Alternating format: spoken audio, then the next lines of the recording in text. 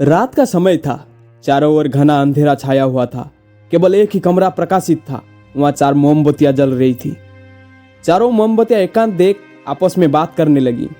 पहली मोमबत्ती बोली, मैं शांति हूँ। जब मैं इस दुनिया को देखता हूँ तो बहुत दुखी होता हूँ। चारों ओर आपाधापी, लूट खसोट और हिंसा का बोलबाला है। ऐसे में यहाँ रहना बहुत मुश्किल है। मैं अब यहाँ नहीं रह सकती। इतना कहकर मोमबत्ती बुझ गई।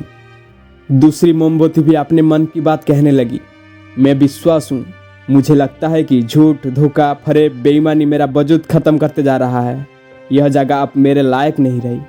मैं भी जा रहा हूँ। इतना कहकर दूसरी मोमबत्ती भी बुझ गई। तीसरी मोमबत्ती भी दुखी थी। वो बोली, मैं प्रेम हूँ। मैं हर किसी के लिए पल पल जल सकती हूँ, लेकिन अब किसी के पास मेरे लिए वक्त नहीं बचा। स्वार्थ और नफरत का भाव मेरा स्थान ले रहा है। लोगों के मन में अपनों के प्रति प्रेम भावना नहीं बची। अब यह सहना मेरे बस की बात नहीं। मेरे लिए जाना ही ठीक होगा।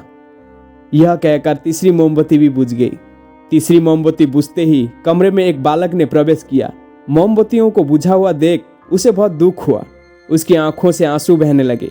दुखी मन से बोला, इस तरह बीच में मेरे जीवन में अंधेरा कर कैसे जा सकते हो तुम? तुम्हें तो अंत तक पूरा जलना था, लेकिन तुमने मेरा साथ छोड़ दिया। अब मैं क्या करूंगा? बालक की बात सुन चौथे मोमबत्ती बोली, घबराओ नहीं बालक, मैं आशा हूँ। मैं तुम्हारा साथ हूँ। जब तक मैं जल रही हूँ, तुम मेरे लौ से दूसरे मोमबत्तियों को जला सकते हो। चौथी मोमबत्ती की बात सुनकर बालक का ढाढ़स बंध गया।